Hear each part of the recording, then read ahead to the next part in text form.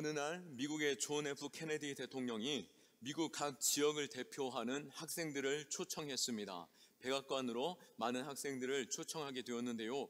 그 가운데 한 학생이 특별히 이 케네디 대통령과 악수를 하면서 몇 마디 말씀을 오가는 그러한 대화의 시간이 있었다라고 합니다. 이 아이에게는 이것이 너무나도 크게 영광스러웠던 자리였고, 그 시간을 통하여서 정말 나 역시도 저 위대한 자리에 서고 싶구나라고 하는 그 감동이 그에게 찾아오게 되었습니다. 그래서 그는 자신의 롤 모델로 케네디 대통령을 삼고, 그 케네디 대통령이 어떻게 자라왔고 어떻게 공부했는지 많은 관심을 가지고 그도 역시 끊임없이 공부하며 또 명문대에 진학하게 되었고, 또 대학의 교수로 서게 되었습니다. 또 아칸소의 주지사로 서게 되었는데요, 그는 여기에서 꿈을 멈추지 않고 끊임없이 도전하면서 미국의 42대 대통령 빌 클린턴으로 서게 되었습니다. 이렇듯 클린턴 대통령은 케네디와의 그 만남을 통해서 큰 감동과 또 그 꿈을 갖게 되었고, 그를 롤모델로 자라왔기에 그는 이렇게 성공할 수 있었다라고 종종 매스컴을 통해서 이야기하곤 했습니다. 이렇듯 누군가가 성장하는 것에 있어서 롤 모델이 필요함을 우리는 지난 시간들을 보면서 또 성공한 사람들을 이야기를 들어보면서 알게 될 것입니다. 롤 모델을 누구로 삼는가에 따라서 우리의 인생의 길은 많이 달라지기도 함을 우리는 알고 있습니다. 우리의 인생의 본이 되는 사람, 그러한 사람이 있으십니까? 그 사람을 따라갈 때 또 시행착오 역시 줄일 수 있고요, 또 성공하는 것에 있어서 또 좋은 성과를 내는 것에 있어서 좋은 또 빠른 선택이 될 것입니다. 그렇다면 우리의 신앙생활에 있어서 여러분에게 롤 모델은 누구십니까? 처음 신앙생활 하면서 만나게 되었던 어떤 권사님의 따뜻한 사랑과 또 그의 기도하는 모습, 나도 저렇게 기도하는 권사, 또 이렇게 열심으로 봉사하고 사랑을 베푸는 권사 되어야겠다라고 하는 그러한 생각도 가져보시면서 또 그러한 모습에 신앙생활 하고 계시는 분들도 있을 거라고 생각합니다. 오늘 사도 바울은 무엇이라고 말합니까? 바로 그 역시 롤 모델, 그리스도인들의 롤 모델을 제시하고 있는데요, 1절 말씀에 보면은 그러므로 사랑받는 자녀같이 너희는 하나님을 본받는 자 되고 라고 말씀하고 있습니다. 바로 하나님을 본받는 자 되라 라고, 하나님을 롤 모델 삼아라 라고 말하고 있는 것입니다. 그래서 본받다라고 하는 단어는 바로 모방이라고 하는 그 단어에서 유래된 단어입니다. 모방하다, 우리 하나님을 모방하는 것, 그 성품과 또 그의 생각과 그의 기대와 또 소망하는 것들, 그 자리에 내가 서고 닮아가려고 하는 것, 그것이 우리 안에 있어야 된다라고 하는 것을 오늘 사도 바울은 말씀하고 있는 것이죠. 다시 말해 우리 그리스도인의 롤 모델은 우리 하나님이 되어야 하는 줄로 믿으시기 바랍니다. 하나님 닮는 자, 하나님 본받는 자 될 수 있기를 축원합니다. 그렇다면 우리는 어떻게 하나님을 본받을 수 있을까요? 우리는 하나님의 사랑받는 자녀로서 하나님을 닮은 자 되어야 하는데, 하나님은 어떤 분이십니까? 하나님은 영으로 존재하시는 분이시기에 우리는 그를 어떻게 닮아가야 하는지 잘 알지 못합니다. 그러나 감사한 것은, 다행인 것은 우리에게 하나님이 어떤 분이시다라고 하는 것을 계시하시는 분이 계신다라고 하는 것입니다. 나를 본 자는 하나님을 본 자요, 나를 닮는 자는 하나님을 닮는 자다라고 하는 예수님께서, 바로 하나님의 아들 되신 예수 그리스도께서 우리 가운데 오셨고, 우리는 예수 그리스도의 그 삶과 또 그 마음의 소망과 또 가치를 우리도 함께 동참할 때에 우리는 예수 그리스도를 닮고, 예수 그리스도를 닮을 때 우리 역시 하나님을 닮는 자 된다라고 하는 것이죠. 그렇게 사도 바울은 하나님을 닮으라 라고 말하고 있지만, 끊임없이 더 강조하고 있는 것은 예수 그리스도를 우리의 롤 모델 삼아 예수 그리스도를 닮아가자라고 고백하고 있는 것입니다. 그렇다면 예수 그리스도는 어떤 분이십니까? 우리는 예수 그리스도가 어떤 분이신지 우리는 더욱더 관심을 갖고 닮아가기를 원하는데요, 먼저 예수님은 사랑과 희생으로 우리에게 찾아오신 분이십니다. 우리를 향한 사랑과 희생은 다함 없는 분이셨던 것이죠. 2절 말씀에 보면은 그리스도께서 너희를 사랑하신 것 같이 너희도 사랑 가운데 행하라. 그는 우리를 위하여 자신을 버리사 향기로운 제물과 희생 제물로 하나님께 드리셨느니라 라고 말씀하고 있습니다. 바로 우리를 위해서, 우리의 구원을 위해서, 나의 구원을 위해서 예수님께서는 다함없는 그 사랑으로 자신의 생명을 내어주시기까지 완전한 인간으로 오셨고, 바늘 하나로 찔러도 고통스러운 그 육체를 가지신 분이 십자가에 달려, 죄 없으신 분이 십자가에 달려 죽으시기까지 우리를 사랑하셨고, 우리의 모든 죄를 주님께서 담당하셨다라고 하는 것입니다. 이와 같이 예수님이 우리에게 본이 되어 주신 것 같으니 우리 역시 예수님의 사랑과 예수님의 희생이 우리 안에 있기를 축원합니다. 우리 자신을 돌아보십시오. 그리스도인으로서 우리가 다른 사람을 위해서 희생을 감수하는 삶을 살아가고 있는지, 내가 예수님과 같이 희생과 사랑으로서 이웃에게 다가갈 때 그들의 삶에서 우리를 바라보며 예수 그리스도를 보게 될 것입니다.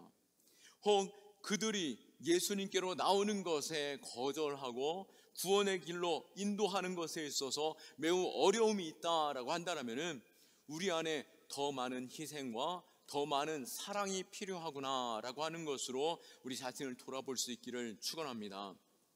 오늘날 비기독교인들의 눈에서 한국 기독교인들의 모습은 어떻게 보일까요? 과연 이타적이고 희생적인 그러한 사랑을 보이는 종교, 그러한 성도일까요? 그리스도의 사랑과 희생과 그 구원함을 경험하였고, 또 입으로는 끊임없이 사랑한다, 또 희생하며 또 섬기기 원합니다 라고 말은 하고 있지만, 정작 조금도 손해보기를 싫어하고 희생하는 것, 그것을 원하지 않는 것, 끊임없이 교회 안에서는 무엇인가 가득 채우려고 하고 또 끊임없이 붙잡으려고 하지만 정작 이 지역은 돌보지 않고 사랑을 베풀지 않고 또 소외되고 고통 중에 있는 자들을 사랑으로 베풀지 않는다, 또 작은 선물 하나 주는 것만으로도 그것으로 아까워하는 그러한 마음이 교회 안에 있다라고 한다면 어찌 우리가 이 지역을 감동시킬 수 있고 사랑으로 구원으로 이끌 수 있겠습니까? 우리는 세상이 기준으로 삼는 그 기준보다도 더 넘어서는 사랑과 희생이 있는 교회 되어야 할 줄로 믿으시기 바랍니다. 우리 주님께서는 단순히 우리가 알지 못하는 사람들에게 사랑하는 것, 그것은 어떻게 모양이라도 할 수 있을 것 같습니다. 그런데 주님께서는 무엇이라고 말씀하십니까? 우리의 원수된 자, 우리를 미워하는 자조차도 사랑하고 그들을 위해서 기도하라라고 말씀하고 있습니다. 마태복음 5장 38절 이하의 말씀을 조금 길지만 제가 읽어보도록 하겠습니다.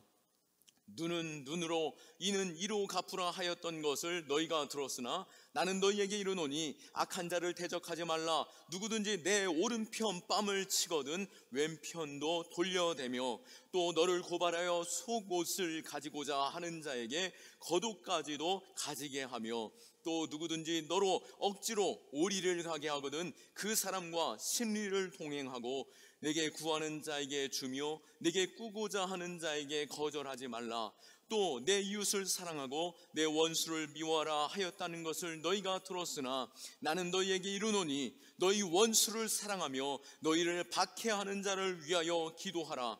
이같이 한즉 하늘에 계신 너희 아버지의 아들이 되리니 이는 하나님이 그 해를 악인과 선인에게 비추시며 비를 의로운 자와 불의한 자에게 내려주심이라. 너희가 너희를 사랑하는 자를 사랑하면 무슨 상이 있으리요? 세리도 이와 같이 하느니라. 또 너희가 너희 형제에게만 무난하면 남보다 더하는 것이 무엇이냐? 이방인도 이같이 하느니라.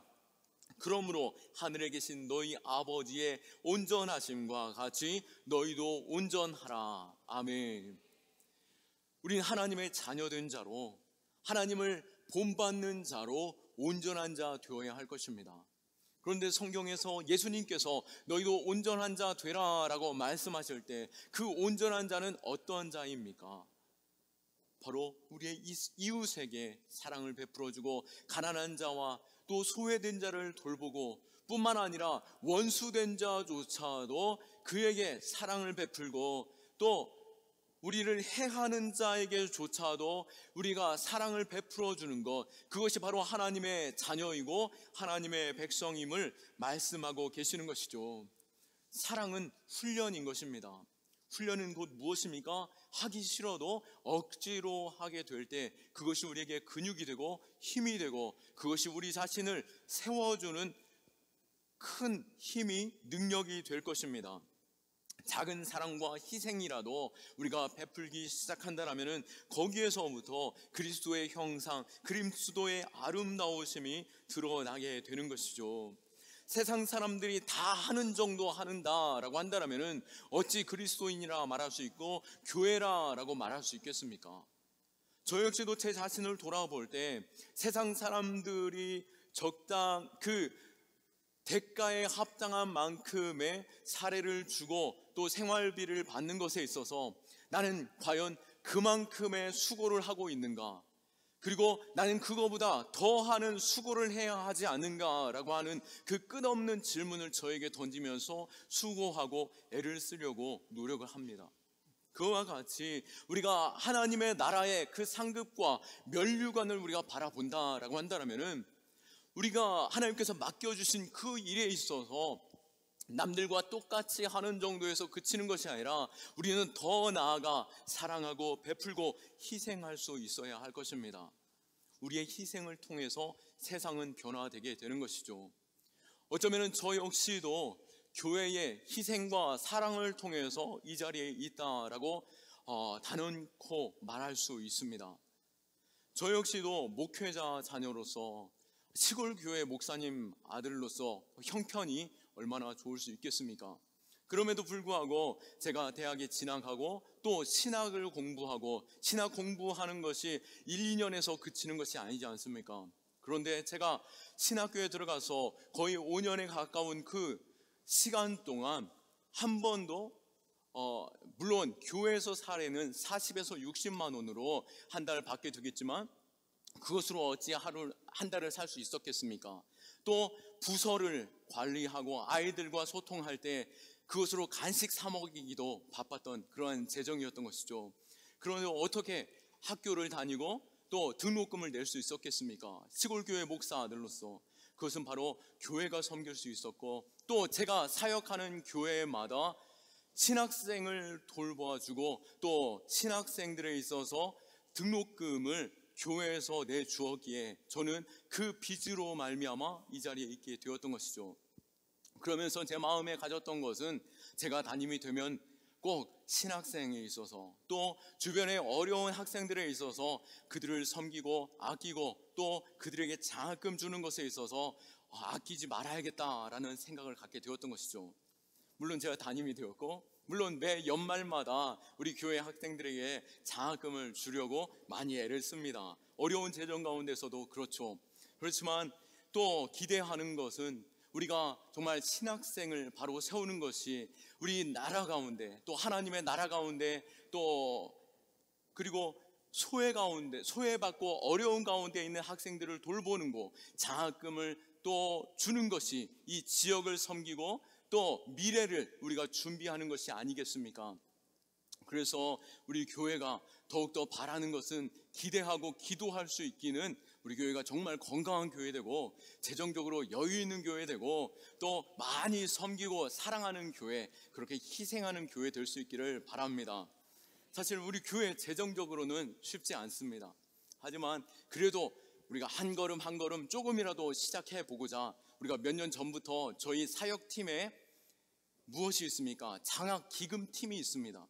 장학기금팀에 있어서 사역이 본격적으로 시작되어지진 않았지만 올해부터는 어떻게든 조금씩이라도 우리가 장학기금팀을 통해서 조금씩이라도 재정을 모아서 우리가 정말 도울 수 있는 자들을 도와보자라는 생각을 가졌고, 정길수 집사님이 팀장이신데요.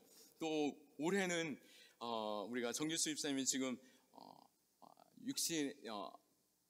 질병으로 인해서 지금 충분히 그 사역을 감당하지 못하고는 있지만 우리 교회 그래도 사회복지부장이 있지 않습니까? 우리 부장님을 통해서 우리 장선영 권사님인데요. 부장님을 통해서부터 우리가 조금씩 우리가 장학기금팀 그 사역이 일어날 수 있기를 위해서 기도해 주시고, 또 주변에 학생 장학이라던가 또 섬기는 것, 봉사하는 것에 관심이 있는 기업이나 또 사업체나 또 돕고자 하는 주변에 사람들이 있다라면은 그 일에 있어서 우리 교회 장학기금팀을 소개해주고 또 그 일에 동참할 때에 우리 교회 그 장학기금팀을 통해서 우리 주변의 아이들 또 지역을 섬길 수 있는 일들이 희생되어지는, 또 섬기는, 사랑되어지는 그러한 일들이 일어날 수 있기를 기대해 보는 것입니다. 이렇듯 우리 교회가 그리스도의 마음을 담고 하나님의 마음을 담고 희생하고 사랑하는 교회 될 수 있기를 축원합니다. 또한 예수님께서는 어떤 분이셨습니까? 예수님께서는 도덕적으로 어떠한 시험 가운데서도 그는 그것을 극복하고 이기시는 분이셨습니다. 우리 역시도 예수님 닮는 사람이라면, 하나님 닮는 사람이라면 도덕적으로도 신실하고 거룩한 자 될 수 있기를 축원합니다. 오늘 3절 말씀에 보시게 되면은 음행과 온갖 더러운 것과 탐욕은 너희 중에서 그 이름조차도 부르지 말라, 이는 성도에게 마땅한 바니라 라고 말씀하고 있습니다. 성도로서 마땅한 것이 무엇이라고 말하고 있습니까? 바로 음행과 온갖 더러운 것과 탐욕을 우리에게서 끊어버리는 것이죠. 사도 바울은 이러한 행위에 있어서 해서는 안 되는 정도의 메시지로 말하지 않았습니다. 더 강렬한 표현으로 전하게 되었는데요, 3절 중반절에 뭐라고 말합니까? 그 이름조차도 부르지 말라라고 말하고 있는 것입니다. 누가 어쨌대 라고 험담하는 것조차도 우리 안에서 입에 담지도 말라라고 말하고 있는 것이죠. 음행과 온갖 더러운 것과 탐욕들, 어쩌면은 정말 이 시대에 TV만 틀어도 그러한 모습들이 너무나도 당연하게 보여지는 것을 보게 되는 것이죠. 그러나 하나님께서 우리에게 끊임없이 말씀하는 것은 더욱더 거룩함으로, 육체를 위해 사는 것이 아니라 거룩한 가운데 하나님의 나라와 그 영광을 위해서 사는 자, 육신의 정욕과 안목의 정욕과 이생의 사랑을 우리는 내려놓고 하나님의 영광을 위해 살아야 할 것입니다. 예수님께서도 이러한 시험을 능히 이기셨는데요, 마태복음 4장에 보면은 사단의 시험 가운데에서 이 육신의 정욕, 안목의 정욕, 이생의 자랑을 주님께서는 끊으시고 승리하셨던 것이죠. 물론 예수님께서는 우리의 연약함을 잘 아십니다. 예수님께서도 시험 당하셨고 또 십자가의 고통을 경험하셨기 때문입니다. 히브리서 4장 16절에 우리에게 있는 대제사장은 우리의 연약함을 동정하지 못하실 리가 아니요 모든 일에 우리와 똑같이 시험을 받으신 이로되 죄는 없으시니라 라고 말씀하고 있습니다. 하나님께서는 우리의 약함을 잘 아시고 우리는 또 넘어지고 또 실패하고 또 낙심하는 것을 잘 알고 계십니다. 그러기에 우리 예수님께서 우리의 친히 대제사장 되심으로 우리를 위로하시고 우리를 회복케 하시고 또한 이 똑같은 시험 가운데 승리케 하시는 분이신 줄로 믿으시기 바랍니다. 그러기에 끊임없이 자신의 육체의 정욕을 끊고 우리 안에 그 욕망을 내려놓을 수 있기를 축원합니다. 자신의 가정의 울타리를 넘어서는 그 욕망이 음행이 되는 것이죠. 가진 힘으로 남을 무너뜨리려는 그러한 욕망이 더러움이 되는 것이고, 주어진 물질에 만족하지 못하는 욕망이 바로 탐욕이 되는 것입니다. 우리 안에 욕망, 우리는 어떠한 욕망 가운데 끊임없이 더 쥐려 하고 붙잡으려 하고 넘어뜨리려고 합니까? 우리는 주님 닮음 가운데, 이 거룩함 가운데 이 육신의 욕망을 꺾고 그 거룩함의 아름다움을 드러내 보일 수 있는 저와 여러분들 될 수 있기를 축원합니다. 우리는 하나님의 거룩한 자녀요, 천하보다 귀한 존재로 우리는 창조되었습니다. 그러기에 세상 무엇으로 우리를 채워본들 채워지지 않는다라고 하는 것이죠. 내가 아무리 욕망을 가지고 그 모든 것들을 주어보려고 하더라도 그것이 나를 만족해 할 수는 없는 것입니다. 그렇기에 우리는 무엇으로 채워야 합니까? 바로 성령으로 충만하게 채워야 하는 것이고, 그리스도의 사랑으로 채워야 하는 것이고, 그리스도의 꿈과 비전, 그 소망을 가지고 내 마음을 채울 때 우리는 만족하며 즐거운 가운데 이 세상 가운데 다음 대에 나아갈 수 있게 되는 것입니다. 하나님의 기대, 하나님의 소망, 하나님의 열정이 우리 마음 가운데 있기를 원하고, 하나님의 말씀과 그리스도의 사랑으로 충만하고 기도와 찬양을 충만함 가운데 성령의 충만함을 누리는 저와 여러분들 될 수 있기를 축원합니다. 또한 예수님께서는 어떤 분이셨습니까? 그는 감사의 언어 생활하시는 분이셨습니다. 모든 일에 항상 감사하시는 분이셨죠. 우리의 모든 일상 가운데 우리의 말이 여러 가지를 좌우하고 우리의 인생의 그 방향조차도 우리의 말에서 결정되는 경우들을 참 많이 보게 됩니다. 말이 씨가 된다라고 하는 말을 우리는 잘 알고 있죠. 그렇게 우리는 또한 수많은 경험들이 우리 안에 있습니다.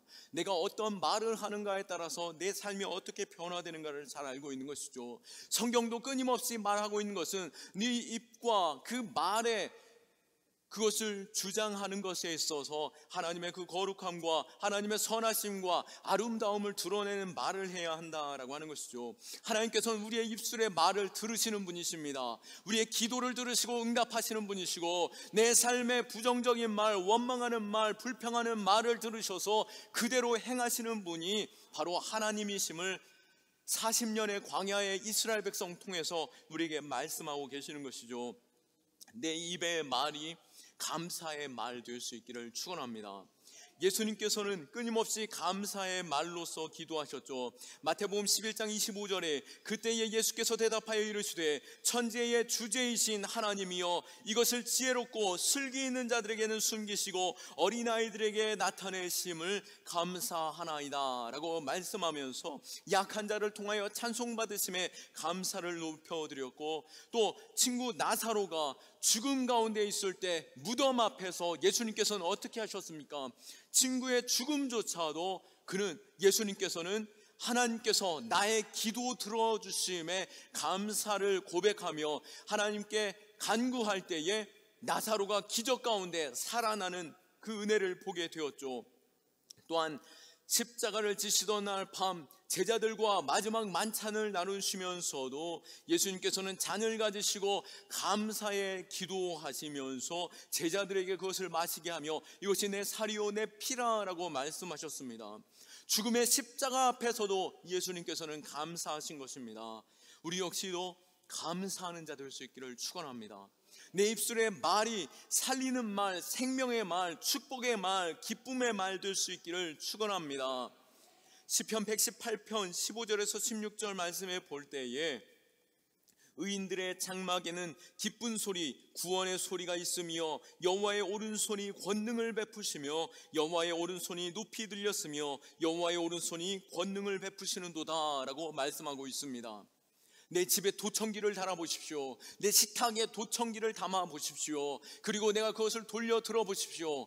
내가 기쁨의 소식, 구원의 소리로서 우리 가정에서 소리가 오가고 있는지, 아니면 원망과 불평과 짜증나는 소리로만 가득하고 있는지, 우리가 기쁨의 소리, 구원의 소리로 가득할 때 하나님의 오른손이 그 가정에 있고 구원이, 기적이 그 삶에 있는 줄로 믿으시기 바랍니다. 예수님께서 감사의 기도할 때에 오병이어의 기적이 일어났습니다. 또 예수님께서 감사의 기도할 때에 죽었던 나사로가 살아나는 기적을 보았고, 예수님께서 감사의 기도할 때에 그 십자가로 말미암아 우리의 영혼이, 인류의 구원의 은혜가 임하게 된 것이죠. 우리가 감사할 때 생명이 있고 살리는 은혜가 있는 줄로 믿으시기 바랍니다. 말씀을 마칩니다. 우리는 하나님의 형상대로 지음받은 존재입니다.